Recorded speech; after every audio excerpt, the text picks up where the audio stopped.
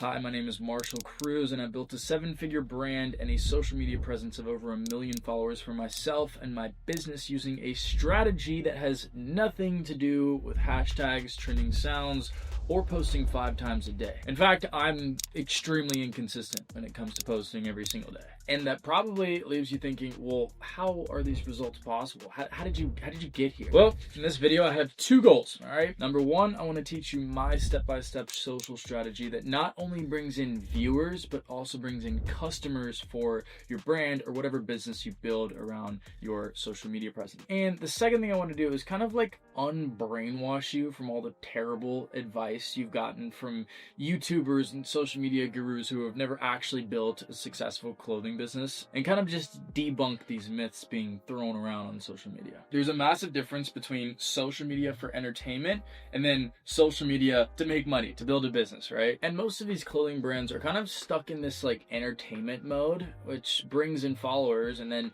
they'll get a following of maybe 10,000 followers and then wonder why the brand that has 3,000 followers is doing more sales than them, right? But when you understand how to build a brand and create like a genuine community that actually converts to sales, this whole game changes. Now, first, I want to talk about what needs to be in place before you even post your first piece of content, all right? And this is very foundational, very DNA based, all right? You need an objective, you need an identity, you need kind of like a consistent strain of effort that pushes towards the same outcome. And I'm not talking about like colors and fonts, all right? That's like graphic design. What I'm talking about is like, it's about understanding exactly who you are and why customers should buy from your brand instead of the thousands of other brands that also have cool like fonts and colors and designs and shit, right? And to kind of further explain my brand, Tim Psychotic, right? Our identity is kind of built around the idea of chaotic self-improvement, right? Our slogan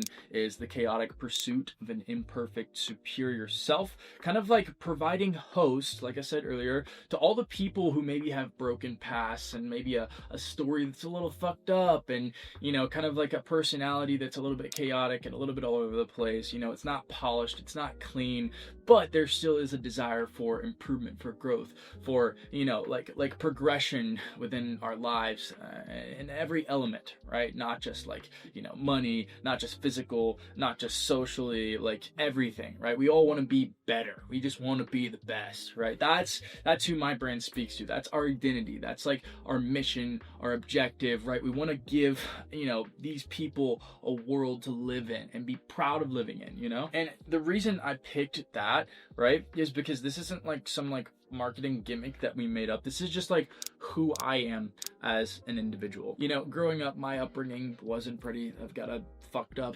childhood story that I'm sure none of you want to hear right now, and I haven't really told on the internet. I'm sure I'll share that eventually when the time is right. But yeah, my life's not been perfect. I was off to a very, very rough start in my early adulthood. I did a lot of things I am not proud of, but my desire for growth has never left me. My desire to be the best, an anomaly amongst men, has never left me, right? And that's just what the brand is, right? The brand is just me in like, you know, an external clothing business form, you know? Tame Psychotic is kind of just like an extension of my like personality and values and kind of like reason to get out of bed every day, right? And that's what makes it so powerful. It's because it's authentic as shit to, you know, the founder's ideology and like who the founder is and who, you know, the driving force behind the building and progressing of this brand is. So right here, I'm going to teach you the exact steps to figure out your identity. All right. And this is some fucking sauce.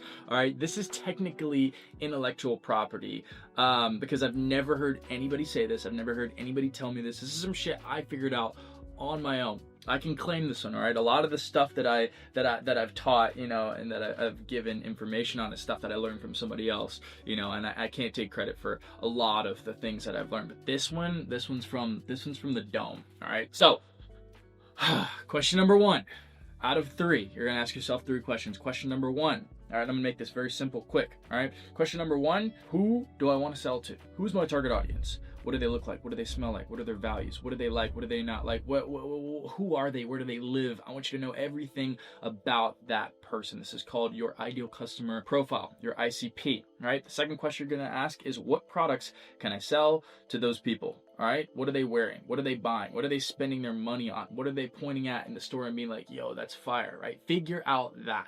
Figure out what your ICP is willing and ready to consume, to pay for, right? Once you have the answer to that second question, the third question you need to ask yourself is, why are these people going to buy these products from my brand instead of the other brand over here and here and here and here that also offers those same products? That's the hardest question to answer. This one takes a while to figure out, but once you have the answer to this question and this question, those are easy. Those are easy. You just need to figure out, who you want to sell to, which is more than likely going to be someone similar to yourself and the things that you wear, right? And then what products these people want to buy, which is more than likely the products that you want to buy, right? Unless you're just like thinking about this from a business point of view, and you're like, okay, like I want to sell to, women who are like insecure about their waist, right? Maybe I can sell shapewear. Those people buy Skims. They buy, like waist trainers. They buy like like I said, shapewear, right? So,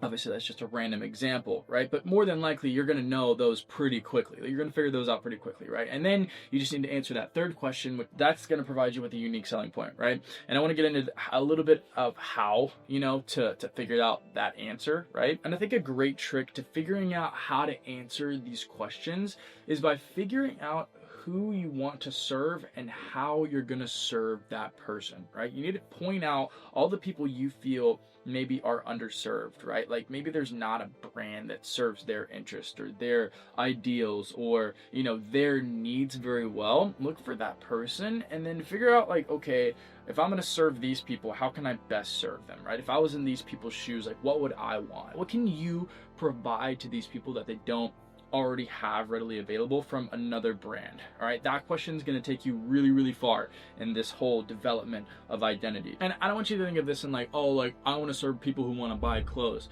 No, that's way too broad. You need to get specific here. I'm talking specifics of like lifestyle, mindset, philosophy, how they live their life, what their values are, right? Because for example, like for my brand Tame Psychotic, right? Our customers aren't just buying clothes, they're buying into like a philosophy of how to live life, how to approach life to win or to achieve their desired outcome. These are entrepreneurs, athletes, builders, creatives, right? People looking to like, achieve this like higher tier of success in life. The people who understand that like comfort is the enemy of growth, right? And the key here is hitting those people. And once you have this foundation like really locked in, you know exactly who you are, who you're speaking to, how you're going to speak to them, right? And now it's just making sure that every piece of content included in your social strategy like hits that person, right? And hits them hard. Every piece of content should like reinforce this identity. And think of it in like extremes. Like every post should make them think like, oh, this is for me,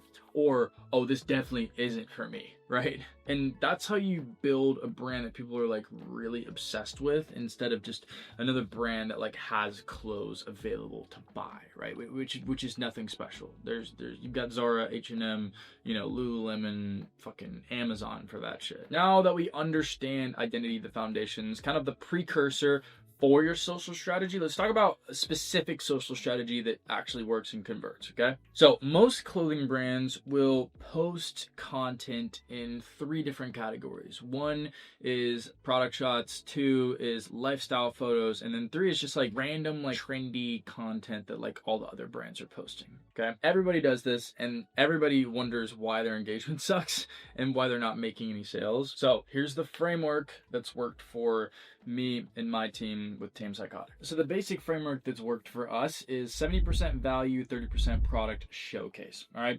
A lot of you guys are strictly posting product showcase, which is just like a product shot, like a lay flat or an on body or a mock-up, right? And there's nothing wrong with that, right?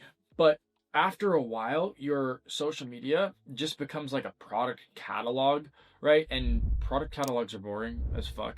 Right? Nobody wants to see another product catalog, especially because like you guys aren't making like, super innovating, groundbreaking designs that change the trajectory of streetwear. You know what I'm saying? We're just making hoodies, t-shirts, clothes, jeans, George shorts, fucking, you know what I'm saying? Like normal stuff, hats, you know what I mean? Nothing super special, which makes product catalogs pretty boring at the end of the day. So I propose that around 70% of the content that's posted on your social medias should be consistent of just like value that adds to your brand identity, right? That contributes, narrative and character and just kind of juice to your brand and kind of what it means and what it's recognized for and the community that it serves. For us, that could be, a short film that really speaks to our target customer. It could be, a list of reference points that our customers would really like and really resonate with as well, just like we do as a brand and as creatives. It could even be like, like ideology or like mindset shit. You know what I'm saying? Stuff that like when people like go to our brand, they're like, okay, this is how they live. Like these are the things that they consume. This is their lifestyle. This is how they think. This is how they move. This is how they feel. This is how they communicate, right? This is the music that they listen to. This is the time period that they most resonate with, right? These things are all super, super, super important. So now let's cover the 4 major content pillars that we use to kind of carry out this strategy. Okay, so pillar number 1 is kind of like building in public, which is kind of just documenting the journey of building the brand from the founder's point of view, from my point of view, right? I make videos all the time, day X of building my clothing brand, or like this happened with my brand, here's what we're doing to fix it, or like we've got this going on this month, here's what we're doing to get hyped for it, or like we just did this crazy thing and like here's how it went down. You know what I'm saying? Like showing the building process from the builder's point of view. That's huge for us, and that's attributed to a lot of new acquisition, a lot of new viewers, a lot of new customers, new followers, new people who are like engaged in the story, right? And if my story aligns with the brand story, it becomes a very powerful narrative mechanism that attaches, like I said, that lifestyle, that philosophy, ideology, way of life to the brand. I mean, my like day X of building my clothing brand series that I started last year and have been doing up until, earlier this year has directly driven probably hundreds of thousands in sales, definitely contributed to like at least half our sales. And it's really just because people feel like they're like a part of the journey. They feel like they're a part of the cool thing that's being built, and they want to support it. They like what's being built. They want to see it grow. They like the creator. They like the builder. They like the project. They like the objective, and they want to support it, right? So that's definitely going to be a great number 1 pillar. All right, pillar number 2, this is going to be educational content that kind of shows like the process, like how it's done, how it's achieved, right? Recently I did like I think it was a 6-part series breaking down basically just like from start to finish, like the development process, the marketing process, the posting process, the social strategy, the mechanical process of things. And that really brought like a lot of people into like, interested in like, again, the inner workings and like the building of this business and this company and this community. And on average, these videos didn't perform as well in terms of views, but they brought in a lot of money. Actually, they brought in like $40,000 before we even opened our website on Drop It. When we did our like early access launch, we did $40K before, like I said, we even opened our website or posted that we were live. Okay, so it was definitely effective and definitely got people, like I said, very interested in like the process, the storytelling, the juice behind the whole creative process, building process, again, mechanical process, all that stuff. And the reason being is because it positioned me as kind of like an authority, as like a builder that knows what he's doing, alongside the actual like storytelling process, describing the narrative, like giving context to what the drop meant to me, what the drop represented, what the collection represented, information like that kind of assigns value to the clothing collection. Basically, when people learn from you, they trust you. When they trust you, they buy from you. Plain and simple. Now, pillar number 3, numero 3, is going to be lifestyle content, right? For this kind of content, you need to show the culture and lifestyle that your brand's community represents, as well as how it's connected to you, like day to day as a founder and like as, again, the core creator and building, force behind this brand. See, every top brand in 2025 essentially started the same way. They made videos about something they were passionate about and showed how it interconnected to their life in a unique way. But a problem a lot of creators face is kind of copying what works, and this works whenever you're trying to produce like an ad that's going to perform well for meta ads, right? Paid ads, but it comes off as like very inauthentic whenever you're showing it from like, a creator's point of view, or like, you're building a personal brand like around your brand, and acting like someone you're not, presenting something that isn't you, just isn't going to get you anywhere. And you see this everywhere, not just in clothing, right? There's so many creators like copying other clothing brands ads and videos word for word, and it just doesn't land the same because it's not authentic. It's not like who you are, who the brand is, right? And that's just ineffective. So just be authentic with the content that you create, because consumers can see through an act, right? And if they can tell you're acting, there's no trust. And if there's no trust, there's no way they're gonna buy from you. For example, Anya from Caro Crafts, probably known as one of the more creative people in the clothing brand space, started by just posting about something she was passionate about, right? Creating art pieces from her little studio in New York. After a while, people began resonating with the art that she presents, the authentic version of herself, the authentic parts of herself that she really loves that she presented. And, now that's kind of paved the way for her to integrate that into, building her $1 million brand. I mean, in the same way, I started by creating videos about things that I just cared about, right? Like gym videos, fashion videos, videos showing things in my life that I did that maybe were a little bit scary or dangerous, but provided me with, enough stimulation to keep like pushing myself forward, right? Pushing my limit, and you still see that within my brand's content, within the content that my brand posts and the content that I post as, a founder, a creator founder. And one thing I'd like to draw attention to here is that the messaging from these creators in this pool of, your creator founders, it never changes, right? The messaging stays consistent, which builds trust from your viewer, which, makes them more likely to buy from you. And yeah, some people like it and some people don't like it, but that's the beauty in it. You should have haters, right? You should have diehard fans and you should have haters, because you shouldn't just be pivoting here and there to try and speak to everybody, who may potentially buy from your brand. All right, stick to one messaging. And this doesn't just apply to the creator founder blueprint. This applies to like the branding blueprint in general. Every business or company or brand that has like, some meaning, some identity, their messaging never changes, right? It stays consistent, and that consistency builds trust from your audience, and trust from your audience equals sales, right? But here's the thing that most brands don't understand about lifestyle content. It's not just about looking cool or creating content that looks cool. It's about creating an aspirational identity that your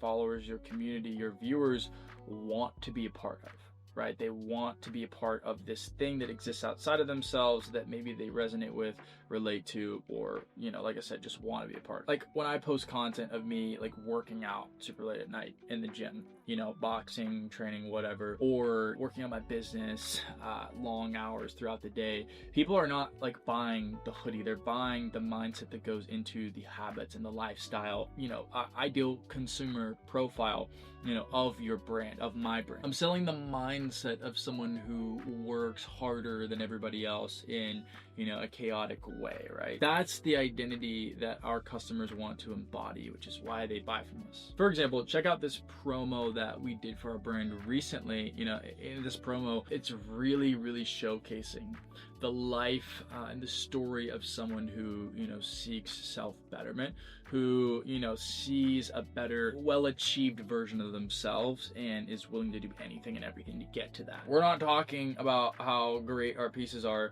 We're selling a feeling and a philosophy and like a way of life that our community resonates with. And it's linked to our pieces, right? Which kind of ties it all together. You can also look at how Marcus Milioni approaches this with his brand Minted New York. His content consistently showcases the intersection of running culture and the New York hustle mentality. His customers aren't just buying running gear or hoodies or necklaces. They're buying into this mentality, identity, mindset of someone who hustles without making excuses and, seeks to live an active lifestyle that, is both good for their businesses, their bank accounts, and their bodies. You can even take like a big brand like Chrome Hearts, right? They built their entire brand around this like elevated hard body, rock and roll, black leather identity. They consistently showcase the culture that their brand presents through, you know, rock stars, musicians, rebels, bikers, you know, artists that wear their pieces, and it just kind of like naturally pieces together this like culture and feeling and environment that their customers really resonate with. The lifestyle sells the product, not the other way around, and that's the magic in it. The key here is authenticity, though. All right, the lifestyle content needs to genuinely like represent who you are and who the brand is and who, you know, the creator is, and the driving force behind the building of the brand, which is what I keep going back to. And it's just very simple, like association marketing, right? When somebody sees you living the lifestyle they want to live while wearing your brand, right, they're just like emotionally, you know, drawn to it, right? They're not just buying clothes, they're buying access, opening the door to that identity. Now, pillar number 4 is going to be community content. And this is basically just going to be content that provides proof that your community exists, like for real, that it's there. You got to like feature your customers, right? Respond to comments, do pop-ups, do events, show, you know, community interaction, ask your community, you know, on their opinions on this or that. And this is where most brands just completely miss the mark. All right, they like repost like,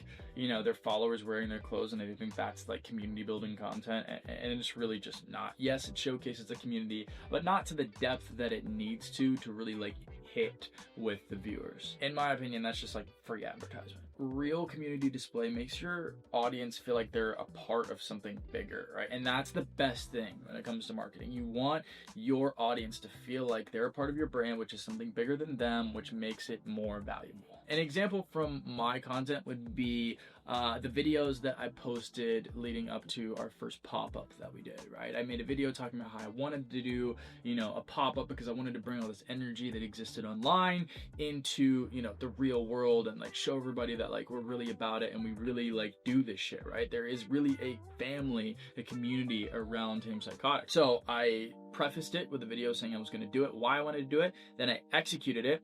And then I capped it off like showcasing exactly what we did, right? We did like a whole recap video. We showed kind of how everything went. We showed all the people that came. I made like motivational content about it, you know, about how it was like always a dream of mine, something I wanted to do, and it finally happened, right? Like we really showed that our community is real. You know, another instance, we did a big short film project about 2 or 3 months ago, and we did a community casting for this, right, which allows our community to, you know, apply to be in the short film with us, and we showcased that as well and documented that as well, which again just showed that our community is real and it exists outside of just the internet and the numbers that people look at on a screen. And I didn't create this content to go viral. I created it to just showcase that like our community does exist, and that it's fucking dope, and that it's something that people, you know, should want to be a part of because it's fucking dope. And that's it right there. All right, the strongest brands are not just posting products, they're building movements, and movements require the audience to feel like they're not just passive consumers, they're active participants in making it happen. That's very, very important. And when your community content makes your customers see it and feel like, damn, like I want to be part of this story, like I want to be a character in this story, that's when you know you're doing it right. So focus on these 3 elements, all right? Story, values, exclusivity.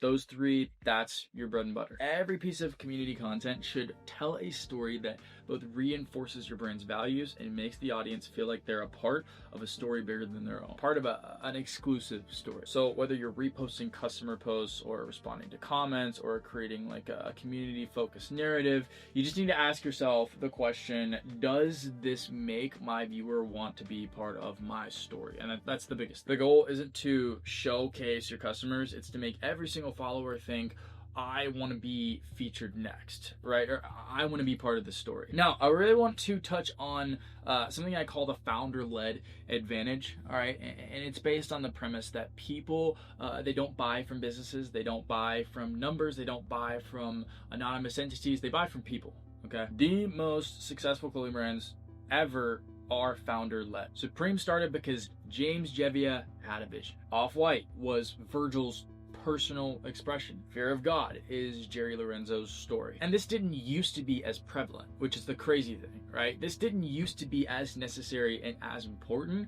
right? Because there weren't as many brands around. So like brands didn't need like so much focus on like, you know, being founder led, right? But in today's age, all right, this is imperative. And the most successful brands that will go, come out of 2025 and permeate through 2030s will be founder led. I'm telling you right now, they will be founder led. And it's because they need to be. It's because people need trust. There's been so many scammy clothing brands and so many meaningless clothing brands pop up because people think it's a money glitch, right? That people need something more to trust. They need a face to thank. They need a face to blame.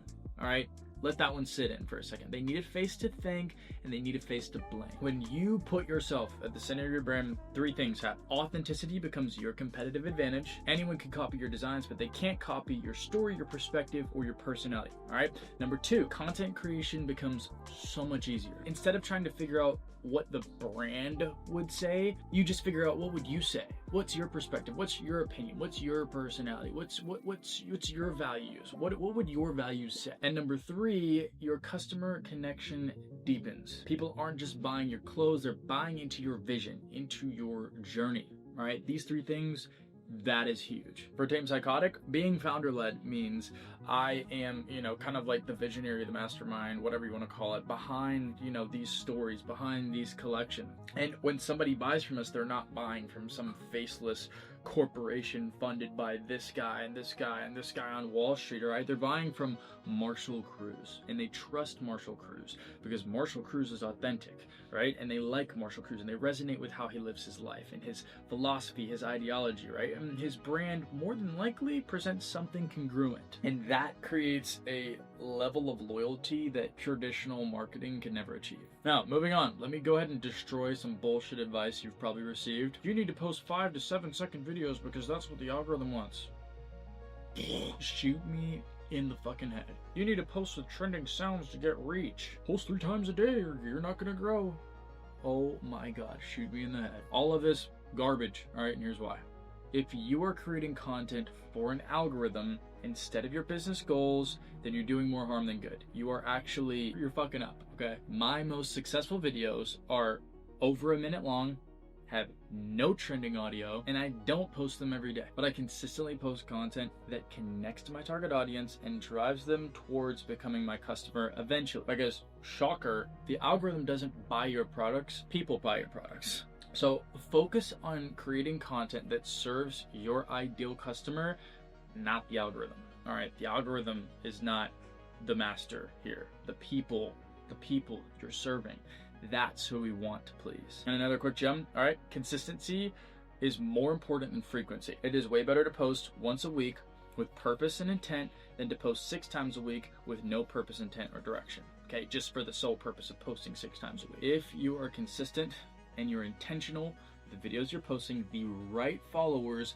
will flood in. It just takes time and effort. And that brings me to the next problem. And that's going to be converting followers to customers. And this is where most brands screw up, all right? They build followings, but they can't sell clothes. And that means their social media acts as a glorified gallery rather than a machine that sells clothes. So if that's you, follow this system instead. Okay, let's lock in. All right, first, every piece of content that you post should have a purpose and objective beyond just getting views, okay? And that starts with an email or SMS capture strategy, all right? Use your social media to drive traffic to a landing page where you can capture an email or an SMS number, right? For us, that's our password protection page that stays on our website unless we're having a drop, okay? And all of our traffic is directed to our website where they're prompted to opt in to our email or SMS subscription system. And I'm gonna go ahead and tell you now, email or SMS subscribers convert 10 to 20 times as much as just a social media follower because you now have an independent relationship with the person. That's number one. Number two, you've now established a prior point of compliance with your audience. If you can get them to do this little small thing,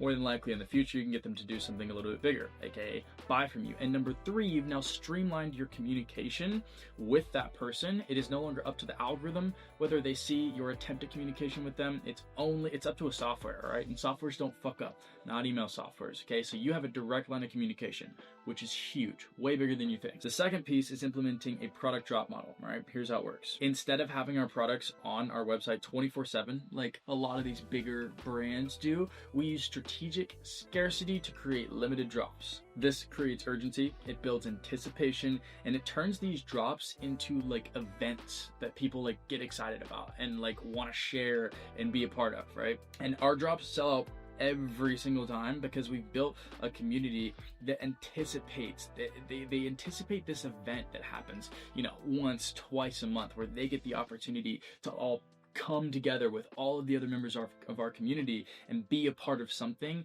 that all like makes their lives better, right? And all gives them something like cool to be a part of. But all right, here's where most brands who do this miss, okay? Lock in real quick. Social media gets attention, but community builds anticipation. Community creates customers. And this is what I call the community bridge. We've used platforms like Discord, Circle, and we've implemented DM strategy SOPs, right? Where we DM with our customers and have conversations with our customers to create more so that like intimate relationship between like brand and consumer. We also have a broadcast channel, and this is all an attempt to build like just a deeper relationship with our most, you know, loyal customers. And these people become the brand's advocates, right? The repeat buyers, the people who are showing up to pop-ups and events to support, the people who share it with their friends, who are, you know, growing the brand organically with us. And I've got a full video posted on YouTube breaking this down. I'll leave it in the description. And now I want to cover a really, really bad mistake that a lot of brand owners make, all right? And that's measuring the wrong thing. Let's talk about measuring what matters, okay? You need to stop measuring your success by follower counts and likes, okay? Those are vanity metrics, and vanity metrics don't pay your bills. If you want insight on the real metrics that are really gonna move the needle for your brand and ultimately determine whether or not you're growing, you need to pay attention to these things. Number one is email or SMS subscribers per month, all right? At a rate. You need to figure out a rate of like, you know, maybe it's 300 this month, maybe it's 500 next month, maybe it's only 100 the month after, right? That is a metric that matters. Number two, you need to figure out your revenue per customer, right? We call this AOV, average order value. If your average order value is increasing, that means that the average customer is seeing more value in your brand. If it's decreasing, that means they're seeing less value in your brand. They're purchasing less whenever they do make a purchase. Third is customer lifetime value from social media. All right, you need to keep track of how many of your customers from social media are purchasing again and again and again. Are they purchasing just once? Are they repeat buyers? You need to get the data on this. Number four is community engagement. All right, how many people are actively participating in what your brand has to offer outside of just liking your posts on social media? That's really, really important because that measures true community engagement and like community love. Because I'd rather have 10,000 followers who engage regularly than 100,000 followers who are like passive and like disengaged, right? They don't really care as much. They're liking shit here and there, but they're not like hardcore engaged, because that's like, you know, a lesser valuable consumer, I'd say. Now, with that being said, you now have a beautiful social media strategy for your clothing brand that should convert viewers into customers. But obviously with building a clothing brand, there's a lot more that goes into it than just your social media strategy. You need to understand how to develop products that people want, how to build a team of A players, how to build, you know, the mechanics of a functioning brand. The list goes on and on, right? Which is why I created a 47-minute masterclass for free that you guys can watch on YouTube. Should pop up on the screen up here in a sec. Or if you'd like to fast track your results like my student Lauren, who did 9K in a week with his clothing brand recently, go to the link in the description, submit your application, and me and my team will review it to see if you'd be a good fit to work with us. We don't work with everybody, just a select few that we see a lot of passion and grit from. So be thorough with your application if you do decide to proceed with it. And if not, go watch my videos, learn some more, and get the fucking work. All right, I'm in your corner. I know this shit's hard. I know there's a lot that goes into it. All right, I've seen the worst. Promise you. Lost way more money than you've lost with this shit. I promise you. Okay, I had no mentor. I had nobody to teach me this shit. There were no good YouTubers and shit during my time. I had to learn all this shit through trial and error. And I don't want that for you guys, all right? I want to be able to give you guys as much value as possible and help you guys kind of like skip all the trial and error shit. So yeah, please subscribe, like this video if you got some value from it, and I'll see you in the next one.